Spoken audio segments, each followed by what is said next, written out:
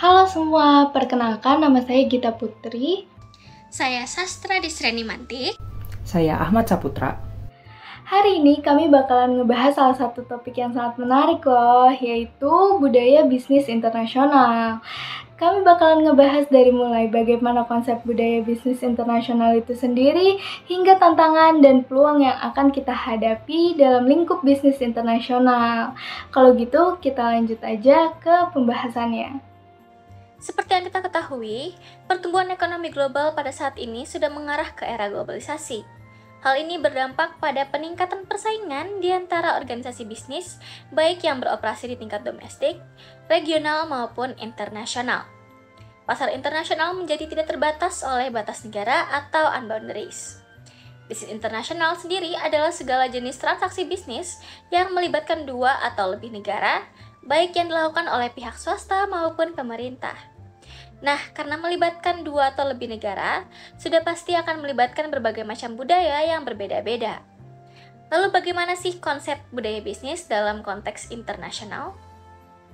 Sebelum itu kita harus tahu dulu nih apa sih itu budaya. Budaya sendiri merupakan kumpulan nilai, kepercayaan, perilaku, dan sikap yang membedakan sebuah masyarakat dengan masyarakat lainnya. Budaya merupakan suatu hal yang tidak berwujud, tersebar luas, sulit untuk dipelajari. Budaya berasal dari nilai dan norma yang berlaku dalam sebuah masyarakat. Budaya dapat terbentuk dari beberapa elemen. Yang pertama ada struktur sosial.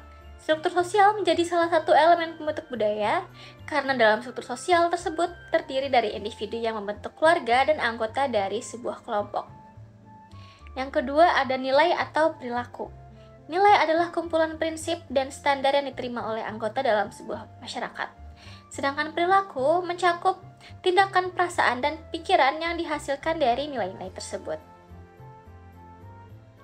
Yang ketiga ada bahasa.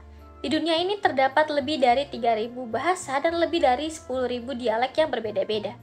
Bahasa menjadi pembeda yang utama dalam kelompok-kelompok sosial dalam masyarakat. Dari bahasa kita dapat membedakan budaya yang ada. Yang keempat ada komunikasi. Komunikasi menjadi bagian dari budaya karena dengan komunikasi ini, setiap anggota masyarakat dapat saling berhubungan. Komunikasi dibedakan menjadi dua, yaitu komunikasi verbal melalui bahasa dan juga komunikasi non-verbal melalui perilaku. Dan yang terakhir ada agama. Agama memberikan batasan pada peran individu dalam masyarakat.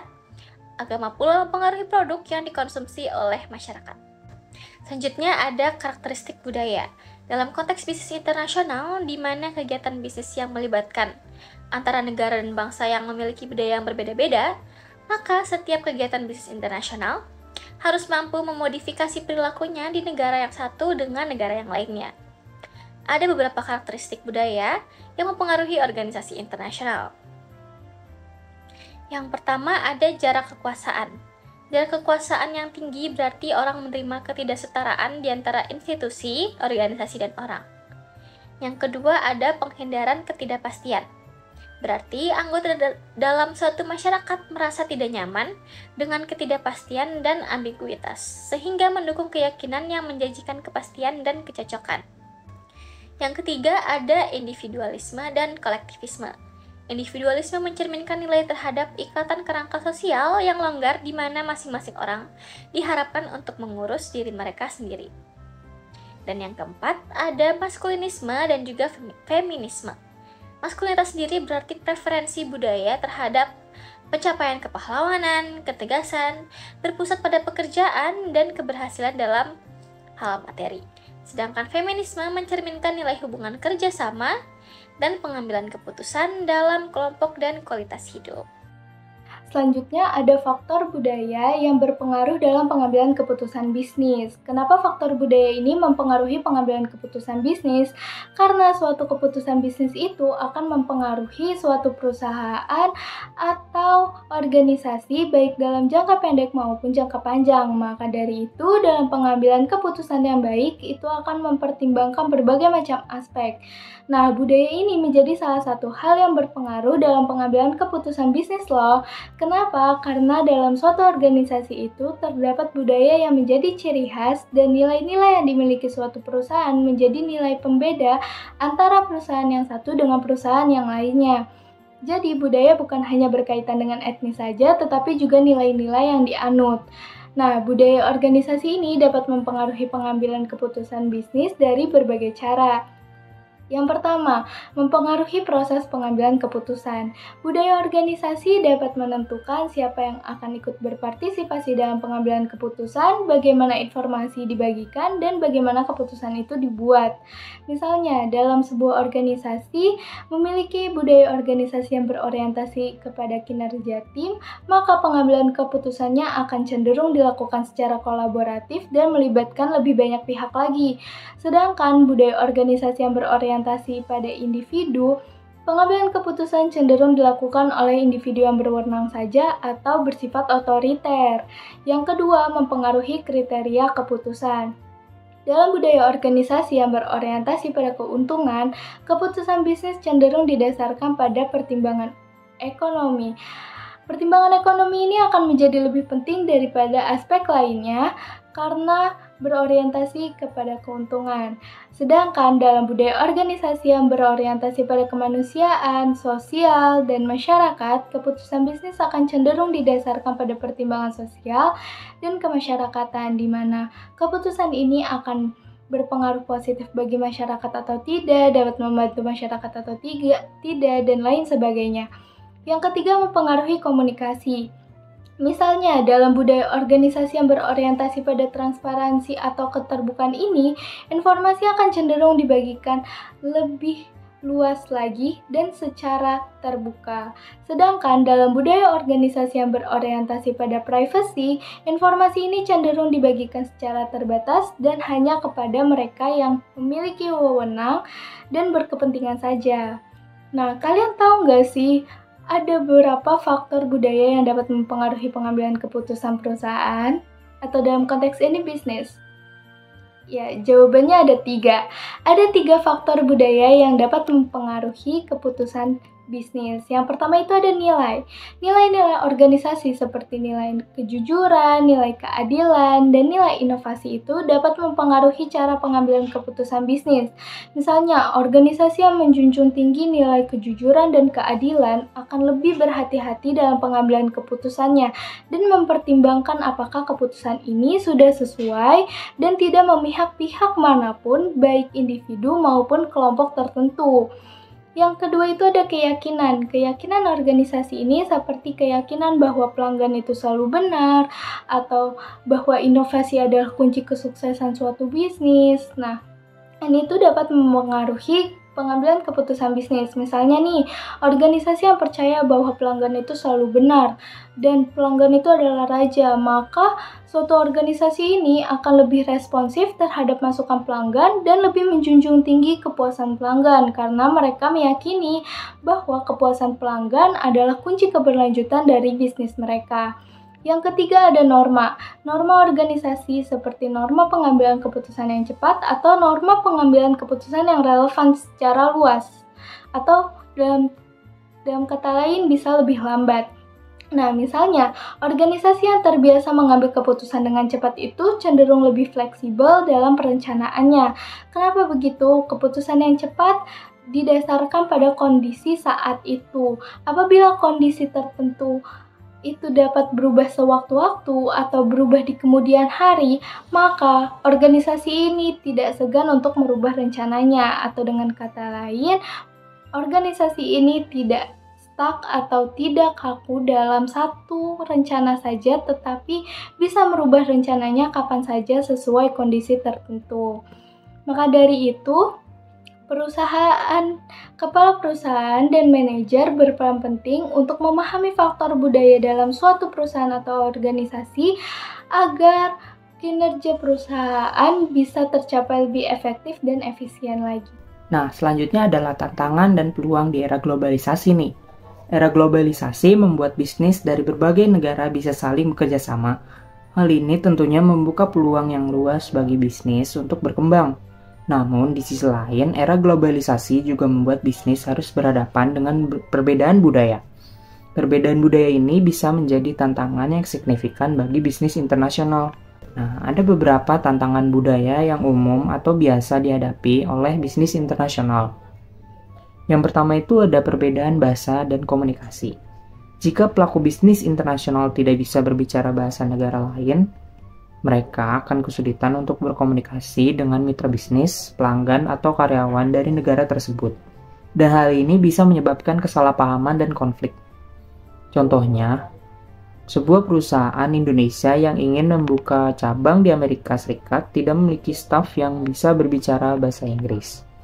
Hal ini bisa menyebabkan mereka kesulitan untuk berkomunikasi dengan pelanggan dan mitra bisnis mereka. Yang kedua adalah perbedaan nilai dan norma. Perbedaan nilai dan norma ini bisa mempengaruhi cara bisnis internasional bernegosiasi, menjalin hubungan, dan melakukan bisnis dengan pihak lain. Contohnya itu seperti di Amerika Serikat, budaya bisnisnya cenderung lebih kompetitif. Namun di Cina, budaya bisnisnya cenderung lebih kooperatif. Jika sebuah perusahaan Amerika Serikat ingin bekerja sama dengan perusahaan Cina, mereka harus memahami perbedaan budaya tersebut dulu nih. Nah, yang ketiga adalah perbedaan harapan dan perilaku. Perbedaan harapan dan perilaku ini bisa juga berbeda di setiap negara.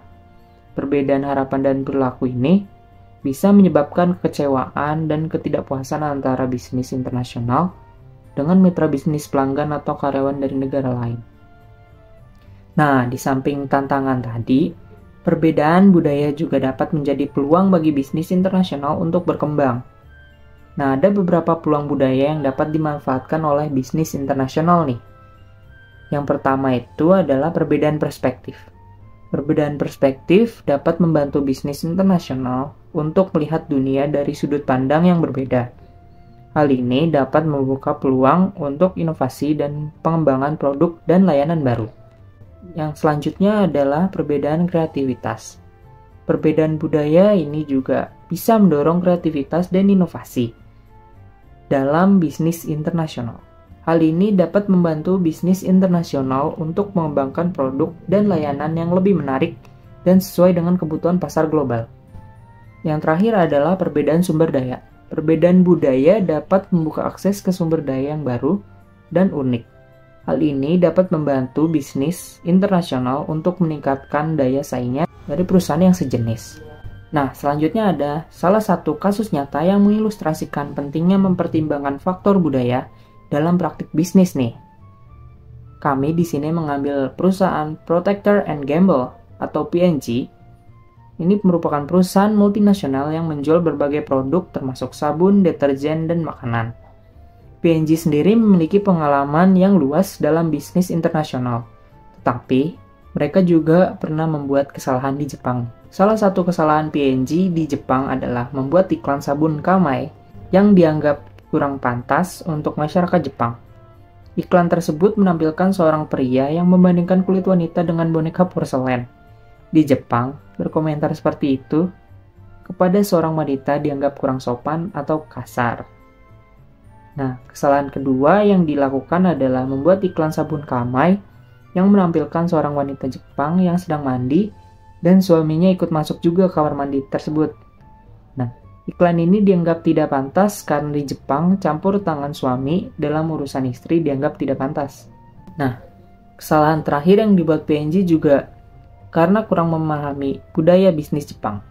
Ketika mereka memperkenalkan deterjen Cheer dengan memberikan potongan harga, hal ini merusak reputasi merek sabun tersebut. Di Jepang sendiri, memberikan diskon memiliki konotasi yang berbeda dengan di Eropa atau Amerika Serikat. Diskon di Jepang sulit untuk ditarik kembali, dan pedagang besar di Jepang lebih terbiasa dengan margin keuntungan yang lebih kecil.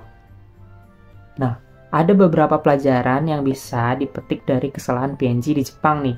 Yang pertama adalah pentingnya untuk memahami budaya negara lain sebelum melakukan bisnis di sana.